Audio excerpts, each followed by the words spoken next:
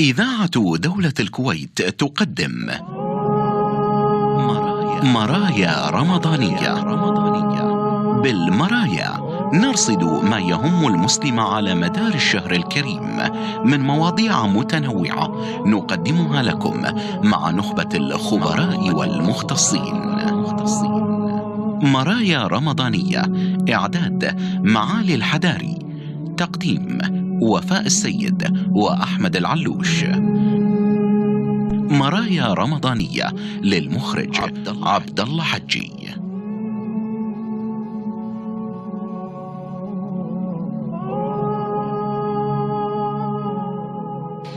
أعزائنا المستمعين، أسعد الله مساءكم وطابت أوقاتكم بالإيمان والتقوى والعمل الصالح، وأهلا ومرحبا بكم معنا وبرنامجكم الأسبوعي مرايا رمضانية.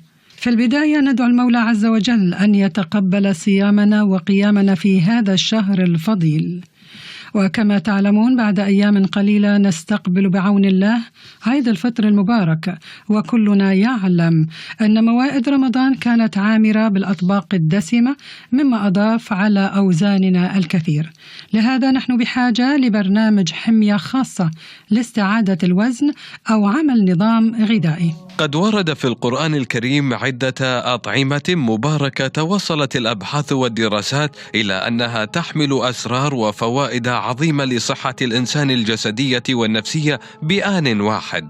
ضيفنا في هذه الحلقة قدم بحثا متميزا ابتكره من وحي القرآن الكريم توصل فيه إلى ما أسماه الحمية النباتية بالقرآن الكريم.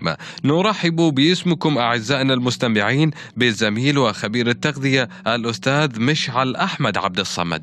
رحبوا معنا مستمعينا الكرام بضيفنا الكريم مشعل أحمد عبد الصمد خبير التغذية. مساك الله بالخير أستاذي. مساك الله بالنور أستاذ وفاء، وكل عام وأنت بخير ومبارك عليك ما تبقى من الشهر الفضيل. علينا وعليك يا رب العالمين، إن شاء الله يا رب يغفر لنا الذنوب ويتقبل صيامنا وقيامنا في هذا الشهر الفضيل بإذن تعالى. اللهم.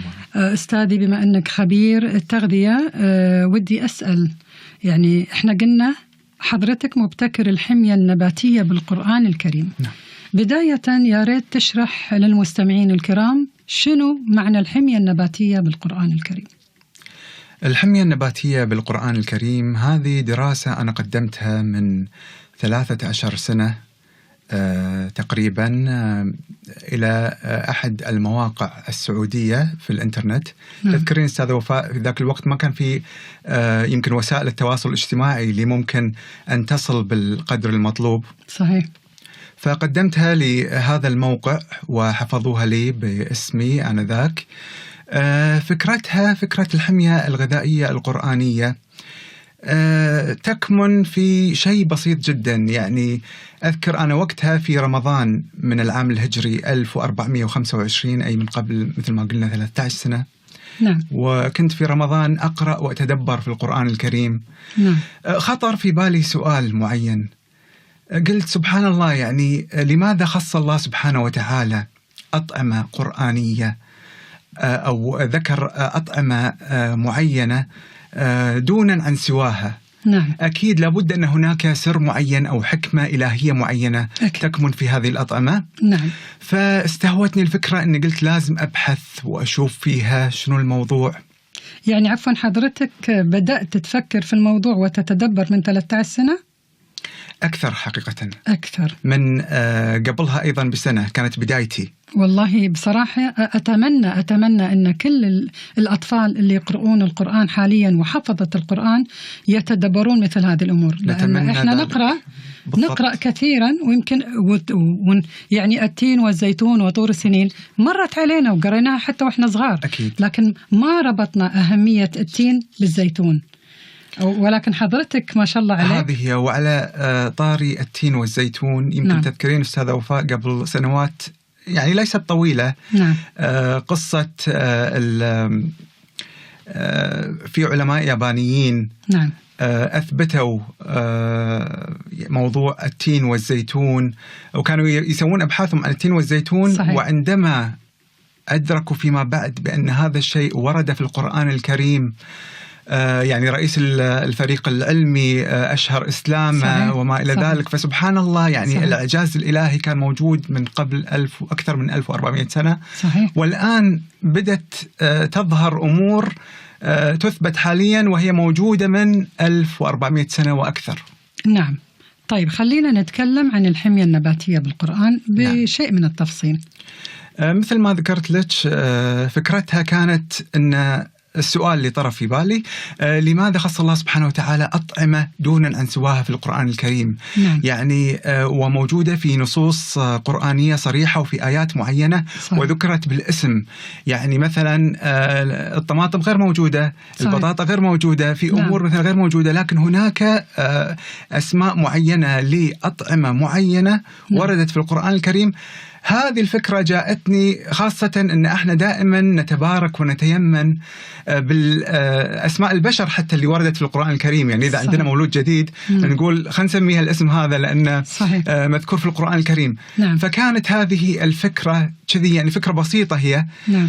فقلت لازم أجمع وأحصر الأغذية القرآنية التي وردت في القرآن الكريم وأبحث فيها وأشوف فوائدها. نعم. فحصرت مجموعة يعني لا بأس بها، تقريبا يعني معظم الأطعمة النباتية التي وردت في القرآن الكريم، مثل منها الرطب، العنب، نعم. التين، الرمان، الطلح وهو الموز، نعم. الطلح المنضود، العسل، الخبز، الزيتون وزيت الزيتون، العدس، الثوم، البصل، اليقطين، نعم. القثاء. نعم. القثاء أيضا الخيار على فكرة صحيح. مرادف له لأن نفس فوائده ونفس بالضبط. مكوناته بالضبط. الريحان، الزنجبيل والخردل. طيب عفوا أستاذي، اليقطين أنا اللي أعرف أن كل ما ينبت وتكون جذوره ممتدة في الأرض وما يتسلق مثل اليقطين هناك الجزر.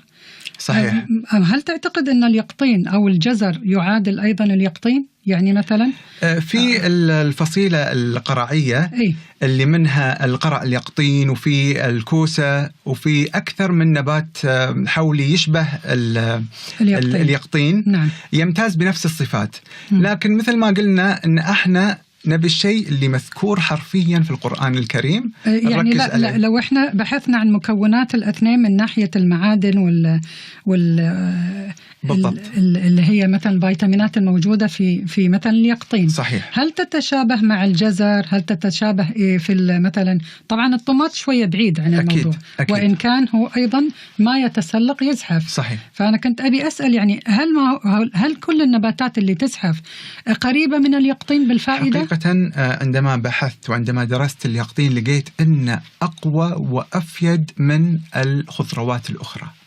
من ناحية الفوائد العلاجية. نعم. من ناحية حتى أنه يكون مناسب للحمية الغذائية. نعم. وقوته الهاضمة والمساعدة في نزول الوزن أيضا. طيب إحنا نعرف يعني عندنا طبعا كلنا نعلم قارئين القرآن يعلمون أن سيدنا يونس لما قذف من بطن الحوت الله سبحانه وتعالى خلاه يعني ينزل صوب شجرة يقطين. طيب هل معنى هذا أن اليقطين من الأغذية اللي تساعد على أنها ترفع مثلا المناعة في الجسم، أو لأنه كان هزيل وقت ما كان عايش في الحوت في بطن الحوت كان يعاني من الهزال نتيجة الفترة اللي قعدها في بطن الحوت. فهل معنى أن اليقطين فيه من المواد اللي تسعف الشخص الضعيف وتقوي من جسمه مرة ثانية؟ سبحان الله، يعني كلامك اللي قاعد تقولينه فعلا صحيح. يعني أنا لما حصرت وجمعت الأغذية القرآنية وعملت عليها البحث في فوائدها وأسرارها لقيت بأن سبحان الله كلها تشترك في أمور معينة شبيهة لها. نعم. حصرتها وممكن ألخصها وأوجزها في عدة نقاط. أحب أقول أن الأغذية القرآنية اللي ذكرناها قبل شوي تحتوي على أفضل أنواع الفيتامينات والمعادن الغذائية والألياف الغذائية المهمة لصحة الإنسان. تقوي الجهاز المناعي مثل ما تفضلتي وقلتي، تعالج مختلف أمراض الجهاز الهضمي. تعالج كثير من الأمراض والمنتشرة، يعني أكثر الأمراض المنتشرة وشائعة عندنا مثل ضغط الدم والسكر. نعم. أمراض العصر تقصد. أمراض العصر اللي موجودة حاليا، خاصة اللي نعانيها في العالم العربي أكثر شيء. صحيح. تعالج أبسط الأمراض وأعقدها في نفس الوقت. يعني تخيلي، خلينا مثلا نتخيل لما نوصل إلى أعقد الأمراض تصل إلى علاج السرطانات الخبيثة والعياذ بالله. صحيح. يعني سبحان الله فيها فوائد عظيمة، وتصل أيضا إلى أنها تعالج حتى المدمنين. تنقي دماءهم من السموم. نعم. ويعني تصل إلى درجة كبيرة من العلاجات. طيب أستاذي، عطني من الأغذية اللي هي فعلا تؤدي إلى تنقية الدم أو وتقي من السرطان، يعني عشان حتى المستمعين يكون عندهم فكرة. العنب، ثم العنب وهو ملك الفواكه. العنب الذي ذكر في القرآن 11 مرة. نعم. وسبحان الله العنب يعني فاكهة الدنيا على الأرض. نعم. وفاكهة الآخرة في الجنة. نعم. يعني موجود في، وسبحان الله يعني. في نوعين أستاذي، في الأخضر وفي حتى 3، في أكثر من لون. نعم. سبحان الله. شوفي الصفات المشتركة ما بين العنب، القيمة الغذائية والصفات كلها واحدة. نعم. لكن تختلف بعض الاستخدامات، يعني اللون ما يفرق كثيرا. والله يقولون الأسود أقوى. الأسود أقوى لبعض الأمور الطبية. ولكن من ناحية الحمية نعم. الأخضر هو الأفضل. الأخضر من ناحية يعني طيب أي نوع من العنب الأخضر؟ في تعرفين الحصرم اللي يميل للحموضة أكثر. طبعا هو يعني مش الحصرم اللي نقول إنه يكون لاذع المذاق. لا، يعني يكون في شوي مذاق سكري خفيف. هذا متوفر عندنا في الكويت وفي العالم العربي، منتشر جدا. هذا يفيد في الحمية. طيب أستاذي، طيب ما قولك في إنه يقولون مثلا التين يؤكل جاف، والمشمش يؤكل جاف مجفف يعني أقصد. نعم. والعنب لما يتحول إلى زبيب أوكي. نعم. أفيد من لما يكون طازج. هل حقيقة هذه المعلومة أو هذه الشغلة يعني ليس لها أساس علمي دقيق. يعني بالعكس، فوائد الفواكه لما ناكلها طازجة نعم. تكون أكبر في بعض الحالات من لما ناخذها بشكل مجفف. لأن عرفوا أنهم يقولون إن لما تجفف تكون مركزة أكثر. صحيح. يعني التركيز يكون فيها أكثر. لبعض الفواكه مثل ما تفضلتي، يعني خاصة التين. التين ممكن أن نستعمل الماء الخاص فيه. بالضبط. هذا يفيدنا أيضا في علاج كثير من الأمراض، ومنها نقص فيتامين دي، ومنها يعني يلين الأمعاء. بالضبط، تليين الأمعاء وما إلى ذلك. لكن ما في فرق بشكل عام ما بين الأغذية المجففة والأغذية الطازجة. وإذا توفرت عندنا الأغذية الطازجة يكون أفضل. نعم. في حال عدم وجود الأغذية الطازجة ممكن نلجأ إلى الأغذية المجففة، تكون أأمن لنا من الأطعمة مثلا المعلبة. نعم. والأطعمة المجمدة. نعم. تكون المجففة أأمن شيء من بعد الطازج. طيب في القرآن الكريم ذكر أن السيدة مريم لما كانت حامل ربنا سبحانه وتعالى قال لها إن تأخذ من الشجرة اللي كانت قاعدة تحتها اللي هو الرطب. هل معنى هذا أن الرطب أو خلينا نقول الخلال؟ نعم، البلح، الخلال، الرطب. أيوة. هل هذا والتمر أنا بغيت أوصل لكلمة التمر. نعم. هل هذا مفيد للمرأة الحامل فعلا؟ سبحان الله، فعلا العلم الحديث أثبت بأن الرطب أفضل غذاء للحامل. نعم. وأيضا يسهل عملية الولادة لها. ما شاء الله. فيعني مثل ما قلت لك، الأشياء المذكورة في القرآن الكريم من 1400 سنة الآن في زمننا الحالي قاعدين يثبتونها فعلا. ليش نقول إن ودنا مثل ما تفضلت إن نتفكر أكثر، نتمعن بالآيات أكثر علشان نوصل المعنى. ففي ناس يعني ما شاء الله عليهم وعلماء قدروا إنهم يستخلصون ويستشفون بعض الأمور اللي فعلا قاعدة تثبت حاليا. طيب أستاذي، الحمية النباتية بالقرآن تعادل الرجيم اللي قاعد يسوونه حاليا الكثير من هي يعانون من السمنة؟ تقدرين تقولين إنها نظام صحي غذائي متوازن وأفضل من الرجيم التقليدي. نعم. لأنه يمتاز بأن مكوناته من القرآن الكريم ومكوناته طبيعية 100%، ومثل ما قلنا وغنية بالمواد الغذائية المساعدة والعناصر الغذائية التي تساعد على الهضم، يعني أنا حتى لخصت معظم الأطعمة القرآنية لقيت فيها عوامل مشتركة ما بينها. ممكن أقول لك إياهم. تفضل. وتفيد الحمية، وهي من أهم شروط الحمية الناجحة توفر هذه العناصر. تعطي الإحساس بالشبع. نعم. تتميز بأنها هاضمة بشكل فعال. طارحة لشحوم الجسم، مساعدة على التمثيل الغذائي بشكل فعال. نعم. وأخيرا تخفض مستوى الكوليسترول الضار بالدم. يعني هذه العناصر الخمسة تمتاز فيها جميع العناصر الغذائية المكونة في القرآن الكريم اللي ذكرناها قبل شوي. نعم.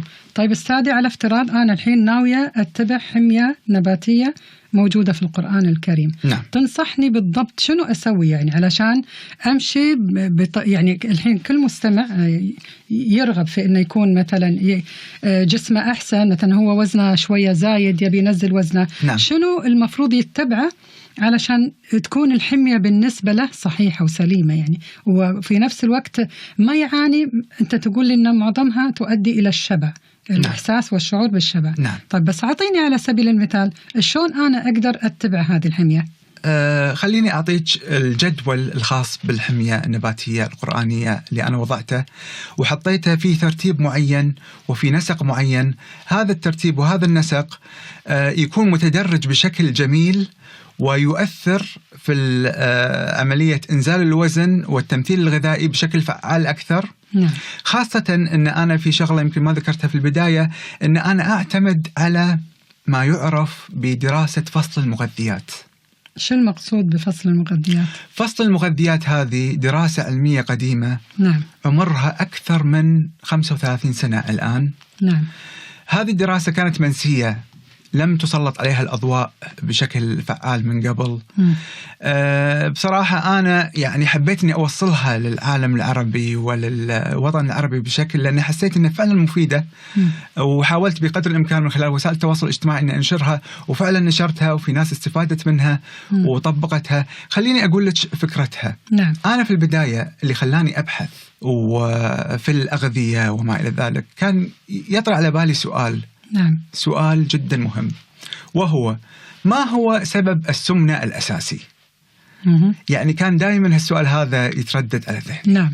إضافة إلى سؤال آخر، معظمنا يتبع أنظمة غذائية، معظمنا ينحف، معظمنا يحقق الرشاقة، ولكن لماذا بمجرد أن نتوقف عن الحمية يعود وزننا للزيادة مرة أخرى، وقد يزيد أكثر وأكثر، ويضيع التعب ويضيع الجهد.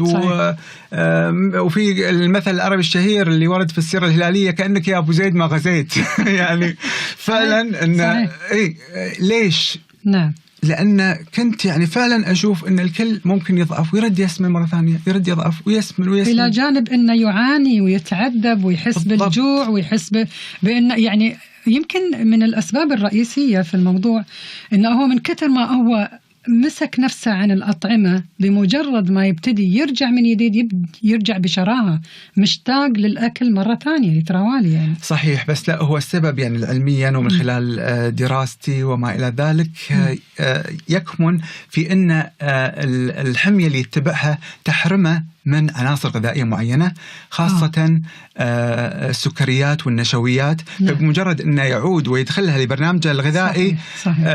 يرجع الجسم باشتياق لها، ولكن بشكل يعني أكثر شراهة وشراسة. صحيح. فخليني أرجع لفصل المغذيات. نعم. هذه الدراسة أو هذه القاعدة اللي أستند عليها في أنظمة الغذائية، تنص هذه الدراسة على أن سبب السمنة الأساسي يعود إلى أمر بسيط جدا، وهو خلط النشويات مع البروتينات الحيوانية في نفس الوجبة. طب يعني مو هذا شيء طبيعي؟ لا، هذا شيء مو طبيعي للأسف. ومعظم أكلاتنا نعم. أو إذا ما كانت كلها تكون نشويات وبروتينات حيوانية. طب أنا بسألك سؤال. نعم. هل أنا أقدر أكل لحم بدون ما يكون إلى جانب الشيء؟ يعني شلون أنا أستطيع أكل لحم بدون عيش أو بدون خبز؟ ممكن تاكلينه مع الخضروات، السلطات، ممكن تحطين مع أعوض بهذه الطريقة. ممكن تحطين مشتقات البروتينات الحيوانية، المايونيز، الكريمة، البيض، الأجبان، كلها تتبع البروتينات الحيوانية. بس المايونيز ما يمتن؟ لا، لأن فصلنا عنه النشويات. يعني بمجرد ما تخلط النشويات تكون الطامة الكبرى. بمجرد أن تخلطي النشويات مع البروتينات الحيوانية هنا تتعطل عملية التمثيل الغذائي وتحدث السمنة ويتعطل يعني لساعات طويلة. فإحنا إذا نبي نختصر عملية التمثيل الغذائي ونبي نهضم الطعام بشكل جيد لابد أن نجعل كل وجبة مستقلة بحد ذاتها. يعني على سبيل المثال نبدأ وجبة الغداء بالنشويات، فئة النشويات، وممكن نأكل مع النشويات الخضروات، يعني أي شيء نباتي. يعني أكل مثلا رز أو بمعنى أصح عيش يما بازاليا مثلا بدون لحوم، الأرز والمعكرونة والخبز البطاطا كلها من النشويات. صحيح. هذه صحيح. ممكن مثل ما تفضلتي تاكلي مثلا أرز مع مرقة مثلا معينة، مثلا أرز مع ملوخية من غير لحم، أرز مع مرقة بامية، أرز مع مرقة نباتية، مثل ما يقولون بالمصري أكل أرديحي يعني. أيوة الأرديحي هذا. أو مثلا حتى على فكرة في بمصر طبق شهير يعتمد أساسا على فصل المغذيات وهو الكشري. الكشري ما في بروتين حيواني، صحيح، كله يعتمد على البروتينات النباتية بالضبط. والنشويات. طب بس احنا جمعنا كبروتين اللي هو البقول، لا البروتينات الحيوانية اللي كنا نتكلم عنها الممنوعة عن خلطها، لكن البروتين النباتي ممكن نخلطه مع النشويات. هم أشوى شوية أكيد. والحلو بالموضوع أن أنت مو مضطرة أنك تحسبين سعراتك الحرارية. كلي حتى الشبع طبعا أكيد في يعني دون إسراف يعني أو مبالغة، لكن الحلو فيه أن ناكل براحتنا، يعني نكمل صحنا، مو مثل رجيمات السعرات الحرارية اللي تجبرنا على أكل كمية معينة بسبب الخلط، لأن الخلط هو الذي يعطل عملية التمثيل الغذائي، فصغروا الوجبة خلوها وجبة قليلة. فهذا اللي ساعدنا على الهضم. هذه باختصار نظرية فصل المغذيات اللي قلت لك عنها. وفي أيضا لها جانب معين وشرط أساسي أيضا. لازم يبدأ يومنا بتناول الفاكهة. يعني ما نخلي الفاكهة بعد الغداء، ما نخلي الفاكهة بعد العشاء. لا يعني ممكن أنا مثلا أنا وحدة أو حتى ناس وايد الحين قاموا يتبعون الطريقة أن أنا أقوم أشرب، هل صحيح يعني لتر من الماء، ويكون الماء هذا دافي مو بارد، لأن يقول لك البارد يخلي الدهون تتجمد داخل الجسم. في دراسات قالت يعني إن مثل ما تفضلتي إن الماء البارد يسبب تجمد الدهون، لكن أيضا هناك دراسة أخرى نفت هذه الدراسة السابقة. والله إحنا تعبنا من كثر. فصدقيني علم التغذية كل يوم متجدد ومتطور، وصعب أن نركز على شيء معين. طب ما هذه مشكلة، يعني أنا جات فترة طويلة مثلا أشرب الماء القريب من الساخن وأضيف شوية خل التفاح. هو أفضل شيء الماء الفاتر، ماء فاتر أسلم شيء الماء الفاتر. ويجب أن بشكل عام نشرب الماء خلال اليوم الواحد من 2 إلى 3 لتر في اليوم، نوزعهم على مدار اليوم. مو 4 لتر، لا 2 لتر إلى 3 كافي. طيب أستاذي مثلا أنا الحين بلشت شربت ماء من الصبح مثلا كوبين من الماء. ماء فاتر، جيت بعدين أكل فاكهة بعد نص ساعة ولا على طول؟ ما في مشكلة. الماء يعني سواء قبل الفاكهة أو بعد الفاكهة أو أثناء الفاكهة ما في مشاكل، ما في أي مشكلة. لكن الهدف أو الشرط الأساسي أن فاكهتنا تكون على الريق. نختار نوع واحد من الفاكهة يوميا، نوع واحد. إذا نبي يعني ما يصير عفوا موز وعنب على افتراض موز وعنب وخلينا نقول تين، يصير ولكن أيضا بشرط هي اسمها فصل المغذيات. أوكي. لازم أيضا نفصل ما بينهم نص ساعة بين كل فاكهة وأخرى. طيب ليش نفصل نص ساعة؟ لأن هناك أيضا بالفواكه أنواع، هناك الفاكهة المائية، هناك الفاكهة السكرية، صحيح. هناك الفاكهة الحمضية. فأيضا يجب أن نفصل ما بينهم. طيب أستاذي إحنا في زمن اليوم تفتح عيونك وتغمض خلاص انتهى اليوم. متى آكل موز، متى آكل عنب، متى آكل مثلا على افتراض مشمش، إذا أنا بقسم كل نص ساعة معناتها ما راح أقدر أكل بالطريقة. يعني أنا الحين بفطر. أفطر موزة واحدة؟ لا الكمية اللي تبينها ممكن تاخذين 3 موزات عادي ما في أي مشكلة. وبالعكس على فكرة الفواكه بالذات كل ما زدنا كميتها كل ما ساعدتنا أكثر لتجهيز الجسم للحرق على مدار اليوم. طيب هل بالإمكان أن أنا يومي كله يكون عبارة عن فاكهة؟ هذا اللي هو نظام الديتوكس هذا ممكن نعمله مرة واحدة في نهاية كل أسبوع، ننظف الجسم من السموم والأكلات اللي جسمنا غصت فيها خلال الأسبوع، والدهون والأكلات المخلوطة وما إلى ذلك. فممكن أن نعمل نظام الديتوكس في نهاية الأسبوع ويساعدنا على تنقية أجسامنا من السموم والأملاح. طيب خلينا نرجع لمرجوعنا مرة ثانية أستاذي، وعطني حتى لو يوم واحد حمية نباتية مستمدة ومستنبطة من القرآن الكريم عشان يتبعها الشخص المستمع. إن شاء الله نقول جدول الحمية الغذائية القرآنية. نبدأ على الريق بملعقة عسل كبيرة، عسل النحل الأصلي. نعم. ونتبعها بكأس من الماء. نعم. هذه على الريق. ملعقة عسل واحدة. نعم. أكثر لا يفضل واحدة تكون كبيرة. نعم. أوكي. ونتبعها بكأس من الماء. بعد نصف ساعة نبدأ بالإفطار. نعم. إفطارنا راح يكون على حبة كبيرة من التين الطازج. نعم. زائد 7 حبات من الزيتون. والتين والزيتون. وهي طبعا في حكمة إلهية منها، ومثل ما قلنا قبل شوي عن أنهم وجدوا المادة الميثالونيدز هذه الموجودة في مخ الإنسان والتي يقل مستواها بعد أن يصل الإنسان إلى 35 سنة. نعم. فوجدوا بأن هذه المادة سبحان الله باتحاد الزيتون مع التين نعم. تكون في أعلى مستوياتها. طيب نقصها شو يؤدي إلى شنو؟ نقصها يؤدي إلى مشاكل في الذاكرة، الزهايمر هذه يعني أقصى درجات الأمراض اللي ممكن توصل لها. نعم. فسبحان الله مثل ما قلنا أن يعني أثبتوها مؤخرا الغرب، وإحنا موجودة عندنا من 1400 سنة وأكثر. طب يعني لتعزيز الذاكرة ناكل تين وزيتون إلى جانب فوائد كثيرة قبل شوي تكلمنا عنها. لقد جعلنا الإنسان في أحسن تقويم، فمعناتها بالفعل سبحان الله يعني. نعم. بس لازم نتدبر القرآن وتؤخر الشيخوخة. نعم. ويعني علامات الشيخوخة الموجودة يعني كلها ممكن إنها ما تظهر تنتهي. وأيضا تساعد من ناحية الجمالية، من ناحية الشعر، البشرة، النضارة، يعني كل ما أي شيء ممكن نتخيله راح نلاقيه في التين والزيتون. نعم. قلنا الإفطار يوميا يكون حبة كبيرة من التين الطازج زائد 7 حبات من الزيتون. نعم. الغداء راح يكون متغير، راح يعتمد على فاكهة معينة ولكن كل يوم نغيرها. يعني مثلا اليوم الأول ممكن ناكل عنب. نعم. اليوم الثاني ممكن ناكل الطلح اللي هو الموز. اليوم الثالث ممكن ناكل الرمان لأنه أيضا مذكور في القرآن الكريم. نعم. واليوم الأخير ممكن ناكل الرطب. نعم. ونكرر يعني إلى أن نصل إلى الوزن المطلوب. يعني الحمية مثل ما قلت إن هي مستمرة إلى أن نصل إلى الهدف المنشود في نزول الوزن. نعم. العشاء راح يكون طبق من شوربة العدس. نعم. لأن أيضا مكونات شوربة العدس مذكورة في القرآن الكريم. نعم.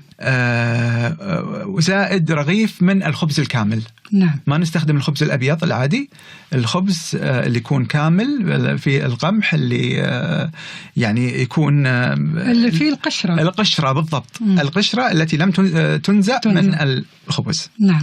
وأيضا إلى جانب هذا الطبق ممكن أن ناكل سلطة، وأيضا مكونات هذه السلطة النباتية مستقاة من القرآن الكريم. نعم.